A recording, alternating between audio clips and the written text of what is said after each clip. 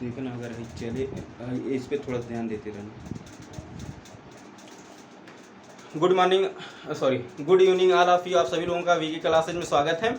आज हम फिजिक्स का फिजिकल वर्ल्ड में लेक्चर चौथा हम लोग देखेंगे, ठीक है। इसमें प्रयास करेंगे पूरा का पूरा खत्म हो जाए, ठीक। अब फिजिकल वर्ल्ड में जैसे कि वन शॉर्ट रिवीजन है, वन शॉर्ट रिवीजन में v equal to I R होता है, ठीक। I R equal to V होता है, I equal to V by R होता है। यहाँ से आप v का भी परिभाषा निकाल सकते हैं, i का भी परिभाषा निकाल सकते हैं, r भी का परिभाषा निकाल सकते हैं। v वोल्टेज है, i धारा है और r क्या है, रेजिस्टेंस है। v का मात्रक क्या होता है, वोल्ट होता है। i का मात्रक क्या होता है, एम्पियर होता है। r का मात्रक क्या होता है, ओम होता है। अगर हम एम्पियर कुछ देर के लिए भूल जाते हैं तो एम्पियर जब भूल जाते हैं तो हम जो फार्मूला होता है उसी के बेस पर हम मात्रक बना सकते हैं। मात्रक को इंग्लिश में यूनिट कहा जाता है। v का होता है मात्रक वोल्ट, r का मात्रक होता है ओम, यानी वोल्ट पर ओम हम कह सकते हैं अगर एम्पियर भूल जाते हैं तो, ठीक। अब आगे हम लोग बढ़ते हैं। हाँ, कुछ पूछे हैं। हाँ, ये ओम का परिभाषा आप बता सकती हैं?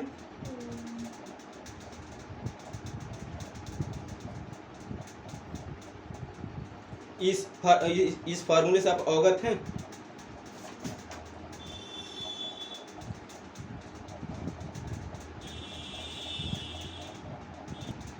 हाँ, ये ओम है। ओम का आप नियम बता सकती हैं? ओम का परिभाषा बता सकती हैं?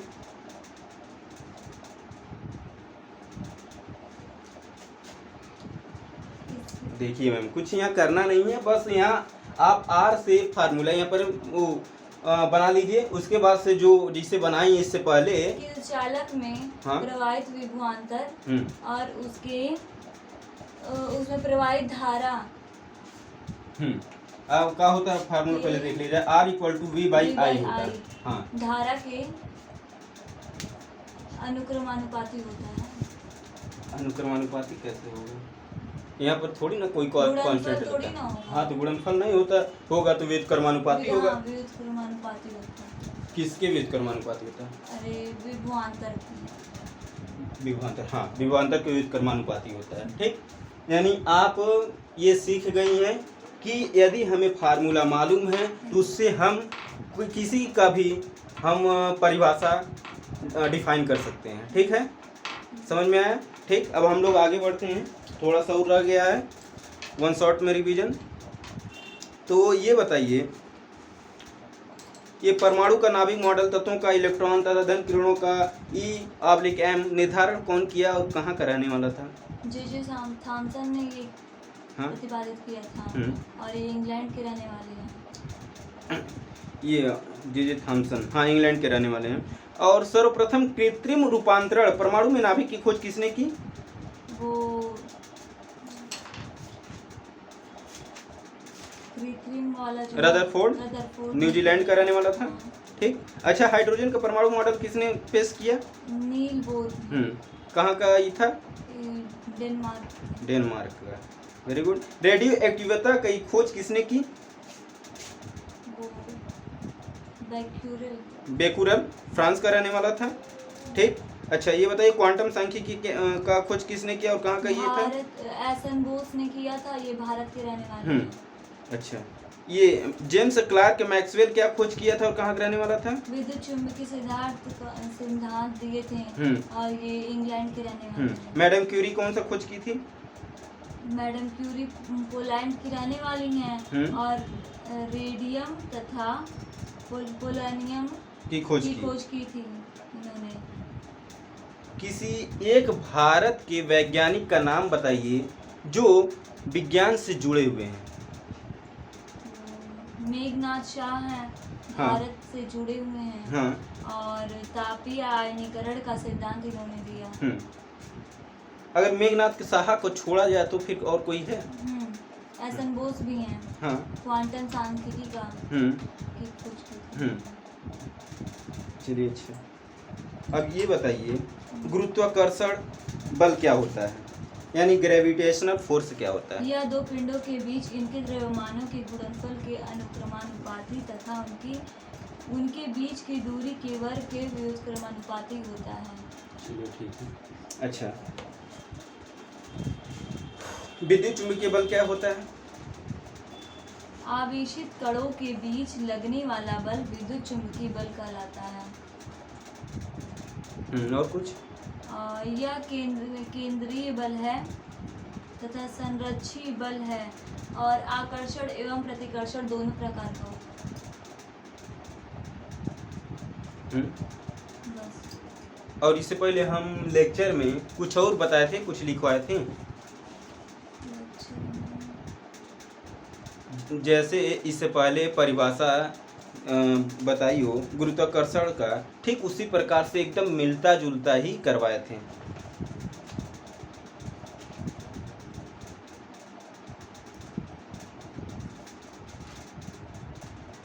हाँ, तो दो आवेशित कणों के बीच विद्युत चुम्बकीय बल उनके दोनों आवेशों के गुणनफल के अनुक्रमानुपाती तथा उनके बीच की दूरी के वर्ग के व्युत्क्रमानुपाती होता है। देखिए ये कितना अच्छा है।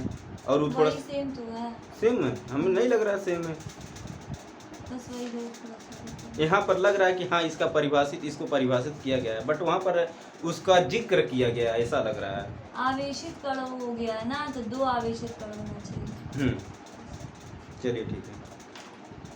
अच्छा, ये प्रबल माने क्या होता है, क्षीण माने क्या होता है? प्रबल मतलब स्ट्रॉन्ग होता है। हाँ। क्षीण मतलब अरे कमजोर होता है, वीक। जो प्रबल होता है वो अधिक शक्तिशाली होता है, न्यूक्लियस। और जो वीक होगा वो कमजोर होगा। ठीक, अब हम लोग आते हैं अपने नए टॉपिक पर, भौतिक नियमों का प्रकृति।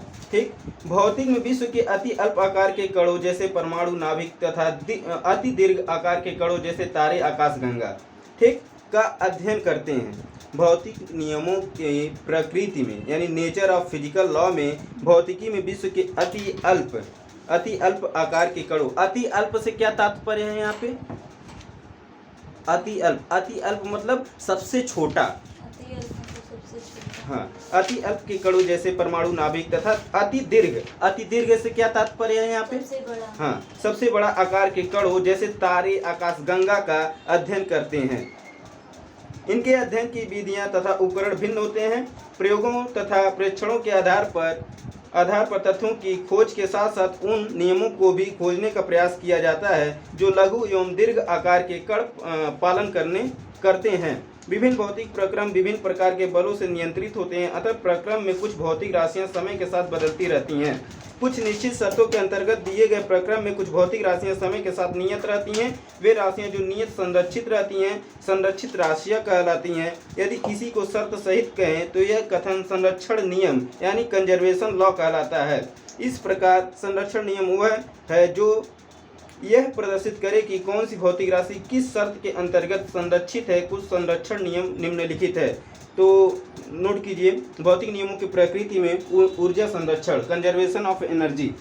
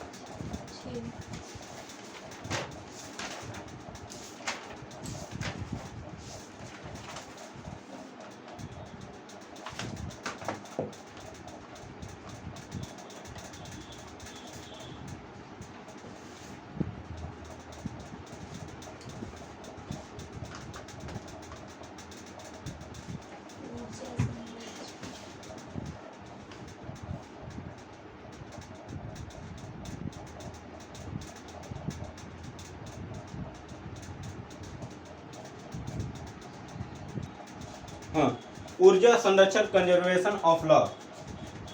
अच्छा, ऊर्जा जो है, ऊर्जा ये इसको ना तो नष्ट किया जा सकता है ना तो उत्पन्न किया जा सकता है। ठीक, अच्छा, ये अब कह रहा ऊर्जा संरक्षण। ऊर्जा संरक्षण से क्या तात्पर्य है? मतलब ऊर्जा का रक्षा, ठीक, सुरक्षा। तो ये इसमें परिभाषा है, यदि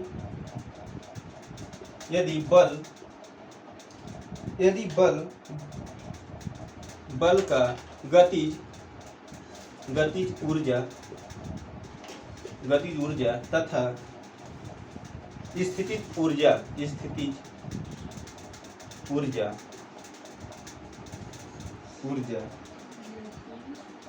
का योग नियत नहीं है तो विश्व की कुल ऊर्जा नियत रहती है, तो विश्व की कुल ऊर्जा नियत रहती है।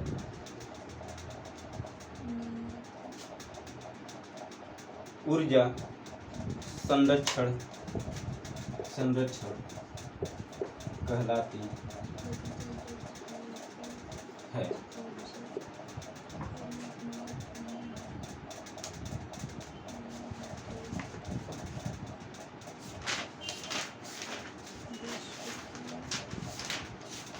क्या बोलिए? क्या को आ रही है पेन कलमिया से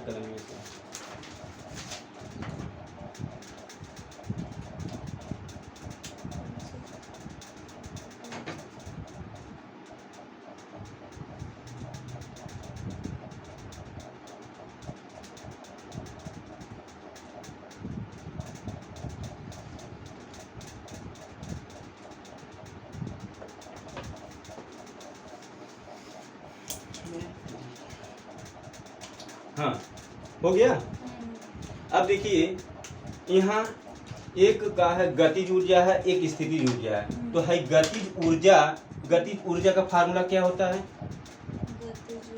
हाँ गतिज ऊर्जा यानी काइनेटिक एनर्जी। तो क्या होगा 1/2 mv² होता है। ठीक 1/2 mv² होता है। और इस स्थितिज ऊर्जा का क्या होता है फार्मूला? द्रव्यमान इंटू पृथ्वी त्वरण इंटू यानी m g और h नहीं r। ठीक mgr कह सकती हैं या फिर यहाँ d कर लीजिए। d माने क्या है? डिस्टेंस है। ठीक अच्छा अब ये बताइए ये वेग, ये क्या चीज वेग है। अब इसका फार्मूला क्या होता है? विस्थापन बटा समय। ठीक अच्छा अब ये बताइए विस्थापन बटा समय समझ में आया? ठीक अच्छा यहाँ गतिज ऊर्जा का फार्मूला है, यहाँ स्थितिज ऊर्जा का फार्मूला है। तो लोग ऐसी जैसे हम किए उस तरीके से ना करना, ठीक है ना। अच्छा अब देखिए यहाँ m का चीज है, जानवी जी बताइए। m द्रव्यमान मास है, इसको मास बोलते हैं। ठीक अच्छा v का है?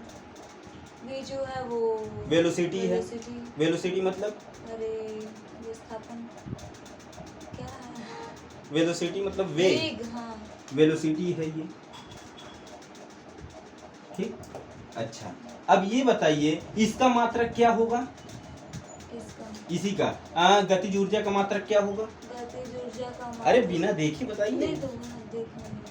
मास का क्या हो जाएगा? मास का हो जाएगा किलोग्राम हो जाएगा। हाँ तो न्यूटन हो जाएगा ना इसका। है? न्यूटन देखा जाता है न्यूटन होता है कि नहीं होता है। और वेग का क्या हो जाएगा? वेग का हो जाएगा मीटर पर सेकेंड। ठीक यहाँ पर स्क्वायर है। ठीक वेग पर स्क्वायर है तो क्या हो जाएगा? Metre square second square. ठीक अच्छा अभी बताइए ये मात्रक हो गया किलोग्राम मीटर स्क्वायर पर सेकेंड स्क्वायर। अब ये बताइए ये है वेलोसिटी का फार्मूला विस्थापन बटा समय होता है। इसका मात्रक क्या हो जाएगा? इसका हो जाएगा मीटर पर सेकंड। वेरी गुड मीटर पर सेकंड हो जाएगा। अच्छा अगर इसको हम एमकेएस पद्धति में बदले तो क्या हो जाएगा? हाँ मैम कितना पद्धति होता है?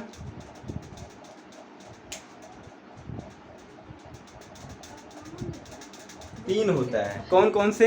एमकेएस, सीजीएस और एफपीएस। एमकेएस का फुल फॉर्म होता है मीटर किलोग्राम सेकंड और सीजीएस का फुल फॉर्म होता है सेंटीमीटर ग्राम सेकंड और थर्ड है एपीएस फुट या फीट पर सेकेंड। ठीक। अच्छा, यहाँ ये मैम बताइए आप मीटर पर सेकेंड को अगर एमकेएस पद्धति में कन्वर्ट किया जाए तो क्या होगा? तो मीटर पर सेकंड भी तो होगा, एमकेएस में कन्वर्ट करेंगे तो। मीटर पर सेकेंड, तीनों पद्धतियों में सेकंड है। चलिए ठीक है। अच्छा ये बताइए हाई एमजीडी है, इसका मात्रक क्या होगा? इसका मात्रक भी वही होगा। क्या? अरे न्यूटन, किलोग्राम मीटर पर सेकंड स्क्वायर। किलोग्राम, अरे भाई क्या है, एम मास है, हाँ। किलोग्राम हो गया। हाँ। जी से क्या होता है? ग्रेविटी। ग्रेविटी, इसका मात्रक क्या होता मीटर है? पर सेकंड। मीटर पर सेकेंड होता है। हाँ। और डी का मात्रक क्या होता और है? D का वही होगा, एस होगा, दूरी एस। है ना, हाँ, दूरी है तो क्या होगा? दूरी का मात्रक क्या होगा? मीटर होगा। मीटर होगा तो क्या हो जाएगा? किलोग्राम मीटर स्क्वायर पर सेकेंड। ठीक, समझ में आया? तो कैसे का न्यूटन का कैसे होगा? न्यूटन कैसे होगा? अब न्यूटन देखिए कैसे होगा।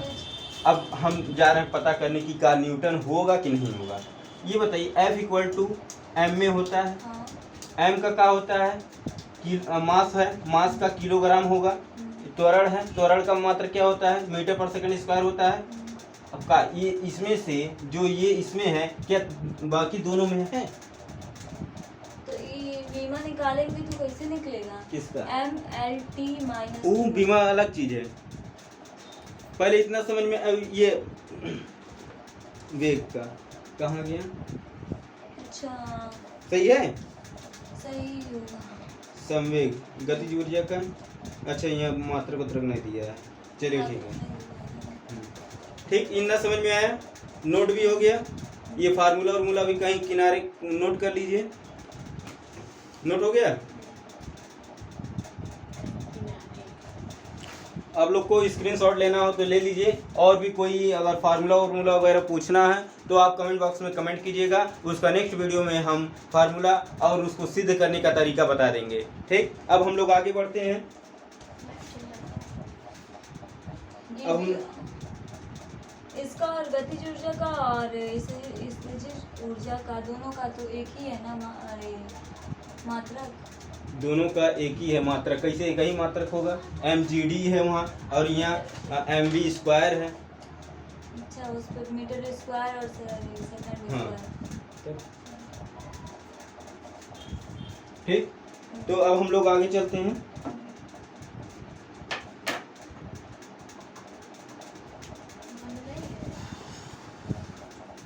मालूम है।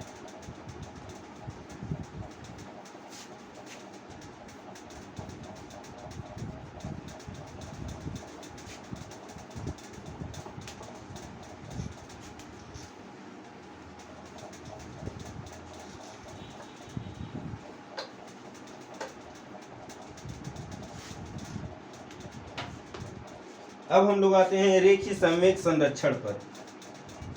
दूसरा है रेखीय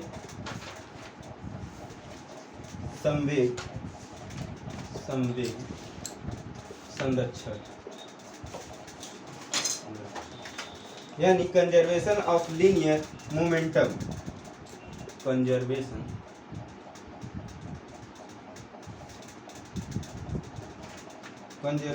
of linear momentum, MOMENTUM momentum. ठीक,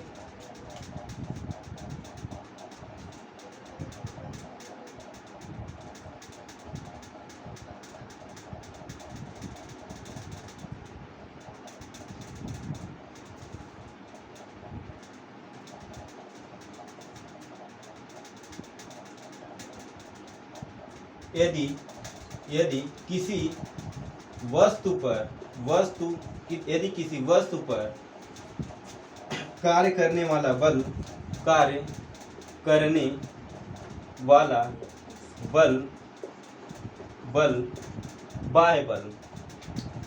बाह्य माने का होता है बाहरी,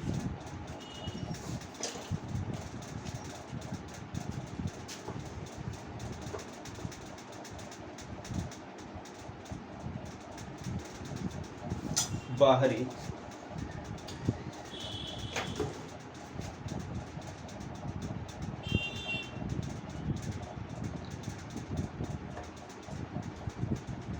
बाहरी बल शून्य हो तो रेखीय संवेग संरक्षण कहलाता है।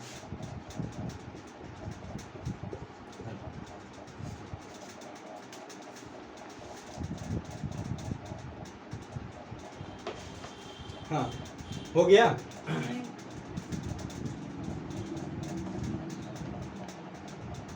जब शून्य होगा।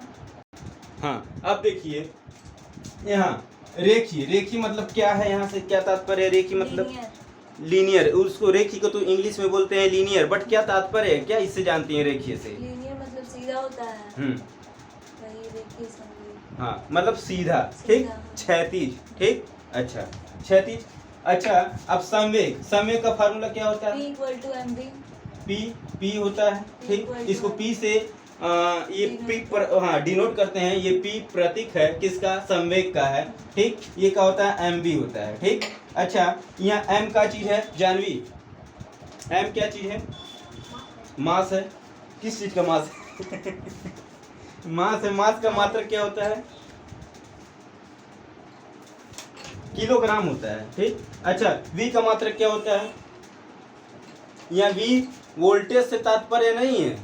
हर जगह अगर जैसे कि बैट लिखा है, बैट माने बल्ला होता है, हर जगह बल्ला ही नहीं आएगा। अब मान लो कहीं स्काई में, आसमान में कह रही हो बैट है, तो वहाँ पर अब बल्ला ना आके चमगादड़ आ जाएगा। काइट माने क्या होता है? पतंग होता है, बट काइट माने चील भी होता है, ठीक। उसी प्रकार यहाँ v है, तो यहाँ v का मतलब वोल्टेज भी होता है, और v का मतलब वेलोसिटी भी होता है, और वेलोसिटी का मतलब वेग होता है, ठीक। अच्छा, यहाँ वेग का मात्रक क्या होता है? मीटर पर सेकेंड होता है, ठीक। अच्छा, वेग का फार्मूला क्या होता है? विस्थापन बटा समय। अच्छा, विस्थापन। और कुछ कोई फार्मूला होता है? और कोई फार्मूला होता है? दूरी बटा समय भी हो सकता है, दूरी बटा समय। इसका मात्रक भी वही होगा, मीटर पर सेकंड। इसका भी मात्रक वही होगा, मीटर पर सेकंड, ठीक। अच्छा, ये बताइए, अगर मीटर पर सेकंड में कोई वैल्यू दिया है, उसको हमें किलोमीटर प्रति घंटा में कन्वर्ट करना है, तो कैसे क्या करना होगा? 18/5 से क्या करना होगा? मल्टीप्लाई करना होगा। अच्छा, अगर किलोमीटर प्रति घंटा में दिया, उसको मीटर पर सेकंड में कन्वर्ट करना होगा, 5/18। हाँ, 5/18 से करना होगा, ठीक। ये समझ में आ गया, ठीक। और कुछ इसमें क्या है? बाहरी बल रेखीय संवेग संरक्षण कहलाता है, ठीक। अब हम लोग आगे बढ़ते हैं। अब क्या है?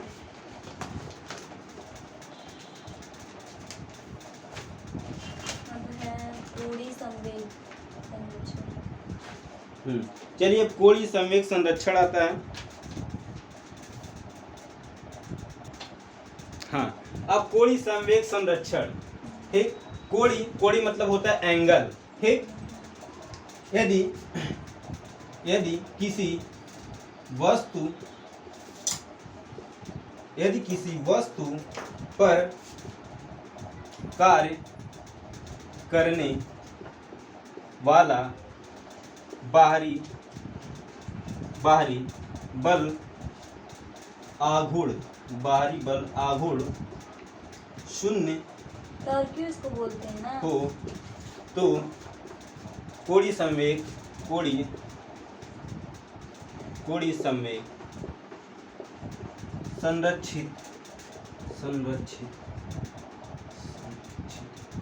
संरक्षित रहता है।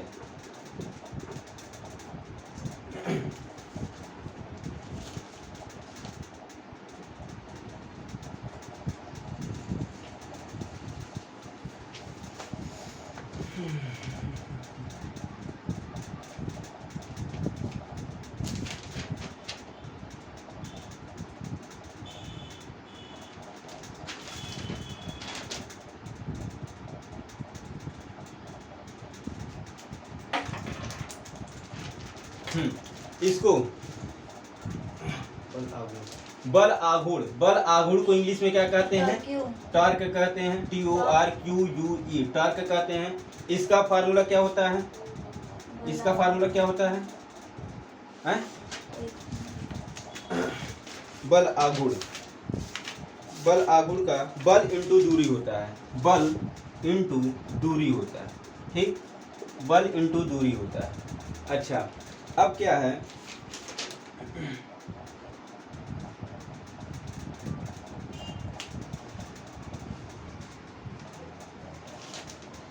अब देखिए कोणीय है, कोणीय संवेग है, कोणीय संवेग हो गया। अब कोणीय वेग होता है। कोणीय वेग का फार्मूला क्या होता है? कोणीय वेग का फार्मूला कोण बटा समय होता है, कोण बटा समय होता है, ठीक, कोण बटा समय होता है। और फिर क्या होता है? कोणीय त्वरण होता है, कोणीय त्वरण होता है। कोणीय त्वरण का फार्मूला होता है कोणीय वेग बटा समय होता है, कोण वेग बटा समय होता है, ठीक। अच्छा, कोणीय वेग का कोण बटा समय, हाँ, और कोणीय त्वरण का, हाँ, कोणीय त्वरण का कोणीय वेग बटा समय, समय जो है कि कॉमन है, एकांत है, ठीक। अब कोणीय संवेग का क्या फार्मूला होता है? कोणीय संवेग का क्या फार्मूला होता है?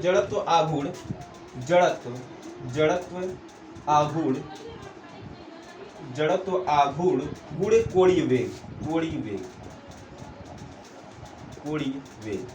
ठीक। इसका कोणीय संवेग का जड़त्व आघूर्ण इंटू कोणीय वेग, ठीक।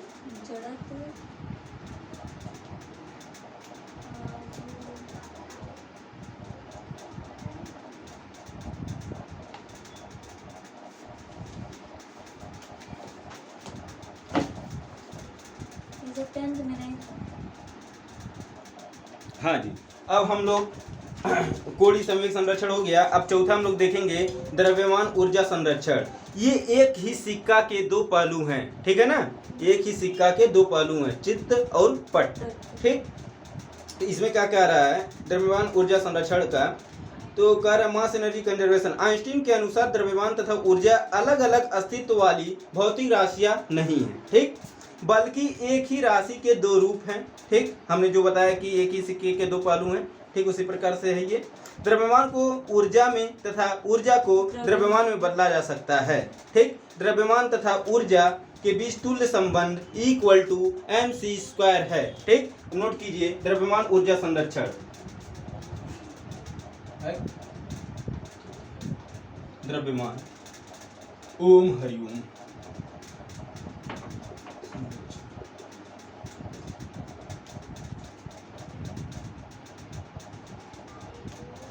मास एनर्जी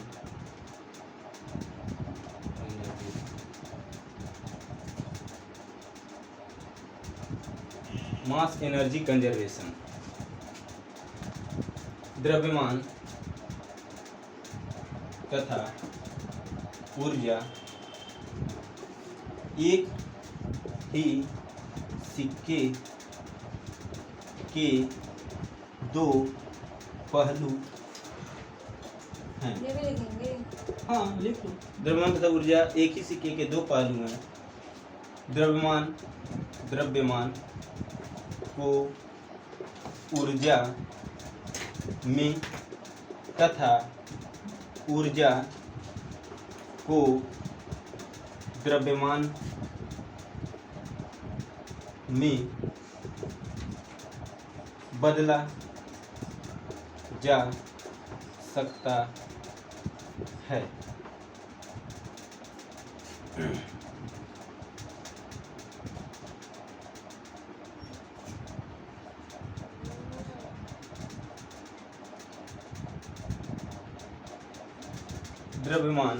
द्रव्यमान तथा ऊर्जा के बीच संबंध संबंध इक्वल टू mc²।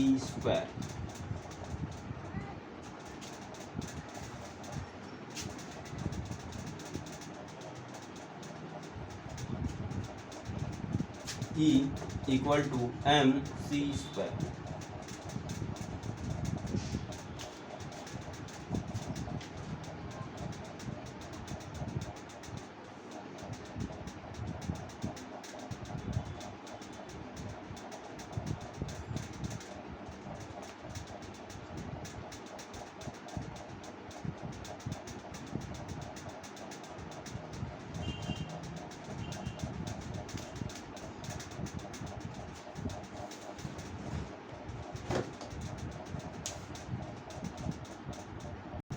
हाँ, अब ये देखिए द्रव्यमान ऊर्जा संरक्षण का नियम क्या कहता है? द्रव्यमान तथा ऊर्जा एक ही सिक्के के दो पहलू हैं। द्रव्यमान को ऊर्जा में तथा ऊर्जा को द्रव्यमान में स्थानांतरित किया जा सकता है। द्रव्यमान तथा ऊर्जा के बीच संबंध क्या है? इक्वल टू mc² होता है। ई क्या चीज है यहाँ पर जानवी?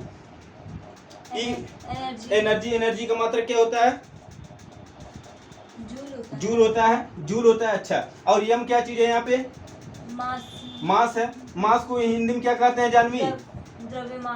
द्रव्यमान कहते हैं। और द्रव्यमान का मात्रक क्या होता है? किलोग्राम होता है। अच्छा, सी क्या चीज है यहाँ पे? अरे लाइट ऑफ स्पीड।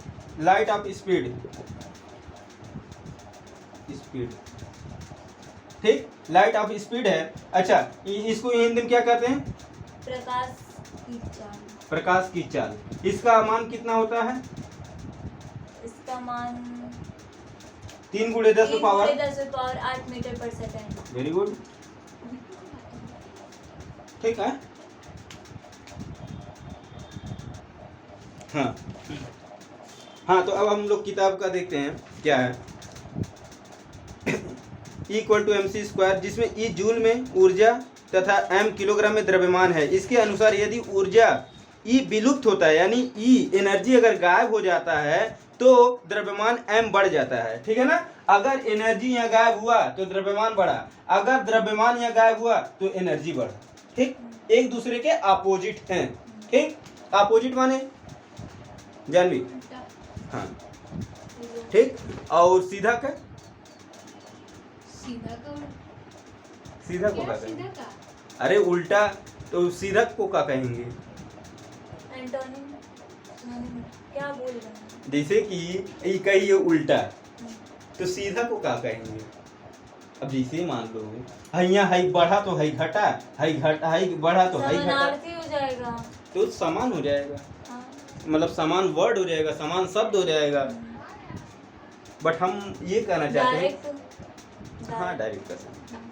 हम ये कहना चाहते हैं जैसे काला का सफेद होता है, सफेद का काला होता है, तो ये काला का सफेद अपोजिट वर्ड है, और सफेद का काला ये भी एक तरह से अपोजिट ही वर्ड है। ठीक, अच्छा अब देखो यहाँ, हाँ जानवी, यहाँ पर हम क्या बताए हैं? अगर ई अगर विलुप्त होता है तो m का मान बढ़ जाएगा, अगर m विलुप्त होगा तो ई का मान बढ़ जाएगा। दोनों समय में, दोनों बार में अगर ई गायब हुआ तो m बढ़ा, m गायब हुआ तो ई बढ़ा। ई का चीज है जानवी? एनर्जी है। m का चीज है? मास है। c का चीज है? प्रकाश का चाल है। ठीक, एक प्रकाश का चाल बराबर होता है कि 3 × 10⁸ 8 मीटर पर सेकेंड। अच्छा, उदाहरण के लिए एक नाभिकीय क्रिया न्यूक्लियर रिएक्शन में न्यूक्लियानो प्रोटॉन प्लस न्यूट्रॉन, न्यूक्लियानो मतलब होता है प्रोटॉन प्लस न्यूट्रॉन की कुल संख्या नियत रहती है। ठीक, उदाहरण के लिए एक नाभिकीय क्रिया में, यानी नाभिकीय क्रिया हो रहा है, ठीक, रिएक्शन हो रहा है, तो उसमें प्रोटॉन और न्यूट्रॉन का कुल संख्या नियत रहता है, जबकि प्रक्रिया में क्रिया करने वाले नाभिकों का कुल द्रव्यमान क्रिया से पहले व बाद में नियत रहता है, बल्कि नियत नहीं रहता है, बल्कि इनमें थोड़ा सा अंतर आ जाता है। इस अंतर को द्रव्यमान क्षति कहते हैं। यह द्रव्यमान क्षति ऊर्जा के रूप में प्रकट होती है। इस प्रकार व्यापक द्रव्यमान ऊर्जा का संरक्षण नियम यह है कि विश्व का पूरा द्रव्यमान तथा ऊर्जा का दोनों एक ही मात्रक में योग संरक्षित रहता है, यानी दोनों का मात्रक नियत रहता है। ठीक, अब आ जाते हैं हम लोग पांचवा, आवेश संरक्षण अर्थात कंजर्वेशन ऑफ चार्ज। इसके अनुसार एक विलगती निकाय यानी आइसोलेटेड सिस्टम का कुल आवेश संरक्षित रहता है। इन नियमों के अतिरिक्त सबसे छोटा निकायों, सबसे छोटा वस्तुओं जैसे नाभिकीय क्रियाओं में कुछ अन्य संरक्षण नियम भी लागू होते हैं। प्रकृति के संरक्षण नियम अत्यधिक सरल एवं व्यापक होने के साथ साथ व्यवहार में भी अत्यंत उपयोगी हैं। उदाहरण के लिए दो कणों की टक्कर में अत्यंत जटिल बल कार्य करते हैं, तथापि संवेग संरक्षण का नियम इस जटिलता में न पड़कर टक्कर के बाद कणों की गति के बारे में यथासंभव जानकारी देता है। नाभिकीय तथा मूल कणों से संबंधित घटनाओं में भी संरक्षण नियम अत्यंत उपयोगी हैं। उदाहरण के लिए ऊर्जा तथा संवेग संरक्षण नियमों का उपयोग करके वुल्फगैंग पाउली ने 1931 में बीटा 6 यानी बीटा 6 से क्या तात्पर्य है, 6 माने हानि, बीटा हानि में एक नए कण न्यूट्रिनो के उत्पन्न होने का सही पूर्वानुमान लगाया था। प्रकृति के सममितियों सिमेट्रीज का संरक्षण नियमों से घनिष्ठ संबंध। उदाहरण के लिए यदि किसी निकाय का समय के साथ स्थानांतरण सममित रहता है तो निकाय का ऊर्जा संरक्षित रहती है। यदि किसी निकाय के दिक्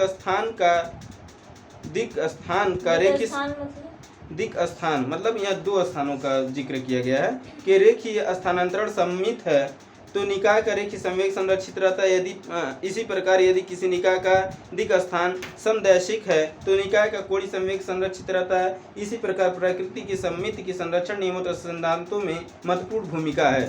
तो आवेश संरक्षण, इसके अनुसार एक विलगती निकाय आइसोलेटेड का कुल आवेश संरक्षित रहता है।